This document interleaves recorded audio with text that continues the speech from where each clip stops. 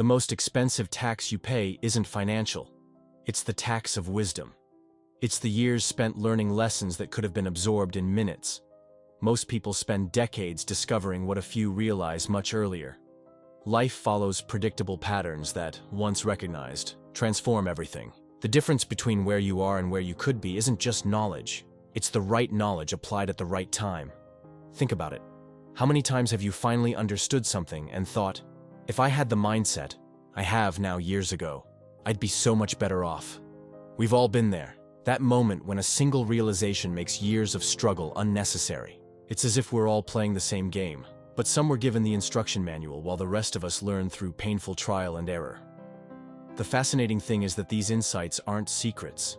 They're out in the open, obscured only by our assumptions about how things work. In the next few minutes, I'll share the mental models that took me decades to discover, but could have saved me years of unnecessary effort. Let's start with perhaps the most fundamental realization. Your mental models determine what's possible for you. Go ahead and hit like to show YouTube you're enjoying this content so it can recommend it to more people, and subscribe to the channel. I really need your support to keep this project going. Thank you. Update. Your mental models. Mental models are the invisible operating system that governs your life. They determine the opportunities you can see, the solutions that seem viable, and the outcomes that feel achievable.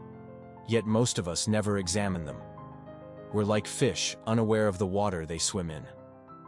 Have you noticed how two people can look at the exact same situation and see completely different possibilities? This isn't a matter of personality. It's mental models at work. Let me give you a concrete example. Most people operate with a scarcity model regarding time. To them, there's never enough time. But what if an abundance of time were possible, not through efficiency, but through intention? Instead of squeezing more tasks into each day, what if you fundamentally reimagined your relationship with time? We're curious creatures. We spend years mastering spreadsheets in Excel, but don't spend 20 minutes understanding our own thought patterns. Here's an important truth. Your mental models are either a bridge to possibilities or a barrier to progress. Updating them is the highest impact activity you can undertake, but there's a catch. Seeing your own mental models is like trying to see the back of your head without a mirror. You need tools for reflection. One powerful tool is inversion, thinking backward. The attention economy. Let's talk about the most valuable currency you have, your attention. In a world designed to fragment and monetize it, the ability to direct your focus is a superpower. Yet most of us are never taught to manage attention. We're taught to manage time. That's like being handed a leaky bucket and told to carry more water instead of fixing the holes. Here's something that took me a long time to realize. Managing attention is infinitely more important than managing time. Think about it. You have the same 24 hours as everyone else, but what you do with your focused attention during those hours defines everything.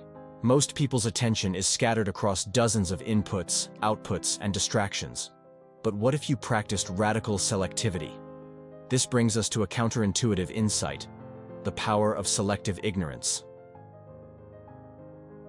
We're living in the first era of human history, where the problem isn't accessing information, but filtering it. Yet we still act as though more information automatically leads to better decisions. It's like trying to drink from a fire hydrant when all you need is a glass of water. Life-changing wisdom doesn't come from knowing more, but from knowing the right things and applying them consistently. We're so busy consuming information that we don't create space for integration and implementation. It's the difference between collecting ingredients and actually cooking a meal. Here's the paradigm shift. What if you treated your attention with the same care you give your most valuable financial investment? Decisions. Deconstructed. Your life is essentially the sum of your decisions, yet no one teaches us how to make decisions in school. We learn calculus, but not how to choose a career. We study historical dates, but not how to evaluate life options. It's truly bizarre when you think about it. Let me share 3 decision-making improvements that changed everything for me. The 72-hour rule. For any major decision, give yourself at least 3 days before committing. This creates a gap between impulse and action, a gap where wisdom lives. Second-order thinking. Most people only consider the immediate effects of their decisions. But truly successful decision makers ask, and then what? What happens after the initial consequences? Thought inversion. Instead of asking, how do I get what I want? Ask, what's stopping me from getting what I want? This simple shift solves problems that linear thinking can't address. For example, don't ask, how do I become successful? But rather, what's causing me to fail? The answers reveal your real obstacles, not theoretical paths. Funny how we question a $20 purchase for hours, but never question beliefs we've held for decades, isn't it? Here's the insight that ties everything together. Most problems are not solved by brilliant solutions, but by a clearer definition of the problem.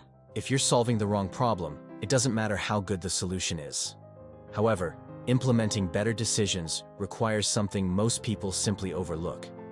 The gap between knowing and doing, a gap many never cross, is known as the implementation gap. We live in an era of unprecedented access to information, yet transformation remains elusive. Why? Because we've been culturally programmed to overvalue knowledge and undervalue implementation. Think about it. We celebrate the person who reads 100 books a year more than the one who fully applies the wisdom of a single book. Most advice is like trying to install software on a computer without the right operating system. The information is correct, but the implementation environment isn't compatible. Here's the realization. Small, consistent actions outperform heroic, sporadic efforts. The compounding effect applies to everything: habits, relationships, knowledge, whether for better or worse. When you understand this, you realize that small daily actions aren't just important, they're everything. This is why someone who meditates for 10 minutes daily transforms more than someone who does an annual weekend retreat. But here's where many fail. They try to implement changes relying solely on willpower. That's like trying to push a car to move it. Technically possible, but highly inefficient. What if there were a better way? Environmental design beats willpower every time. This isn't motivational, it's mathematical. Think about it. Willpower is a finite and fluctuating resource, but the environment is consistent and always present. Once you understand this shift, you stop trying to become a more disciplined person and start creating environments where discipline isn't necessary. We're always surprised when our willpower fails, as if human limitations are unpredictable. It's like being surprised that gravity still works. The successful people you admire aren't necessarily more disciplined. They've simply created systems that make success the path of least resistance. Focus on systems, not goals. This leads us to another counterintuitive insight. Focus on systems, not goals. Goals are about the destination. Systems are about the journey. Goals provide direction, but systems produce results. Once you understand this difference, you realize something profound. The goal isn't the main point. The system is. For example, don't focus on losing 10 pounds. Focus on creating a system where healthy eating and regular exercise are the norm, not the exception. The fascinating thing is that when the system is right, the goals take care of themselves. But systems don't exist in isolation. They operate in the context of relationships. Unspoken expectations and relationships. Most problems in relationships arise from a simple reality: uncommunicated expectations. We expect others to behave according to rules they never agreed to follow. Think about it. How many times have you been frustrated with someone for not meeting an expectation you never verbalized? I spent years frustrated before realizing this truth.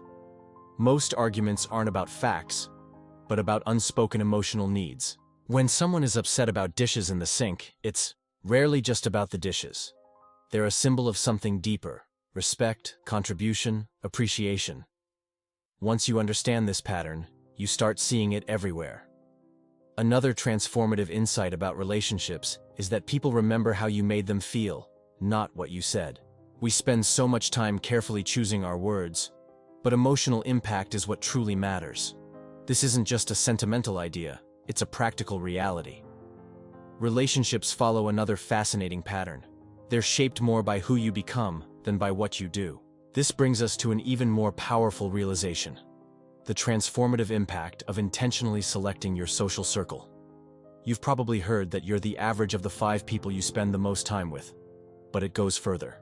Your social circle doesn't just influence what you think, It defines which thoughts are even possible to consider. The greatest skill we forget when building relationships is genuine connection. Funny how we trust Yelp reviews from strangers, more than our own intuition about people, isn't it? These patterns of relationships are deeply tied to how we approach success and fulfillment.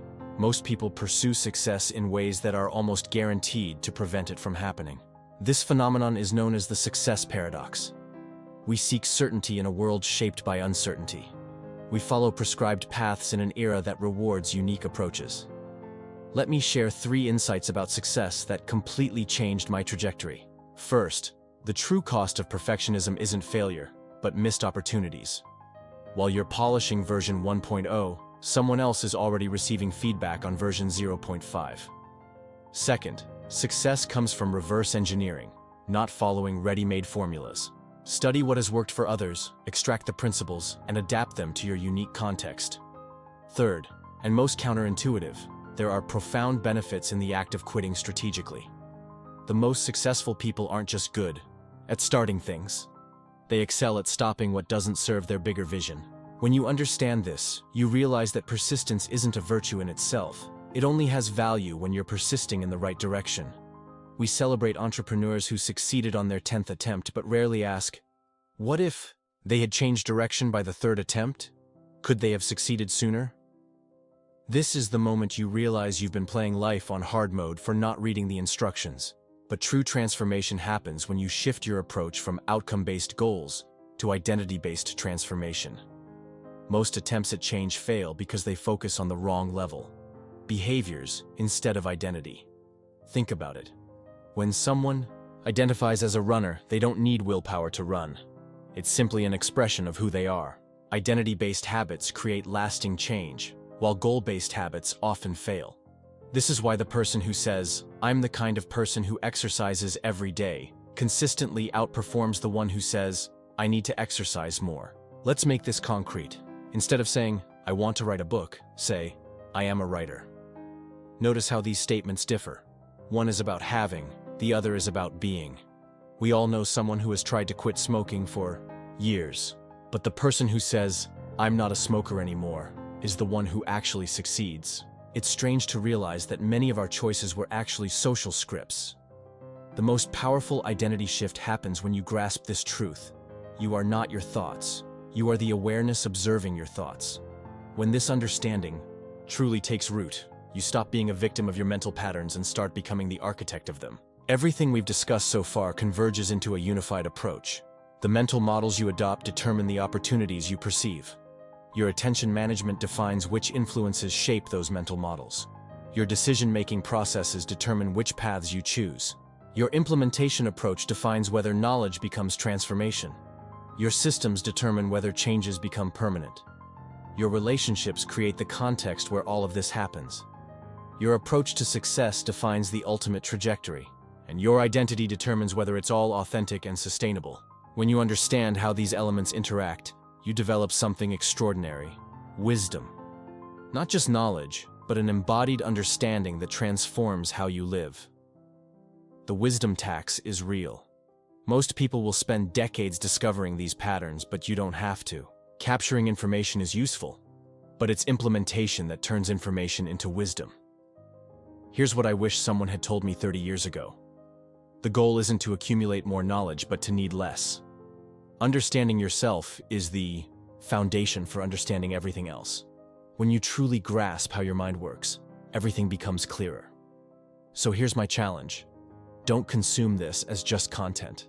Identify one single insight that resonated deeply and implement it immediately. Because wisdom without action isn't wisdom.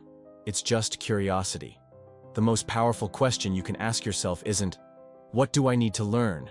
but, "What am I ready to implement?" 30 years from now, what do you wish you had understood today? Whatever your answer is, start there. The wisdom is already within you.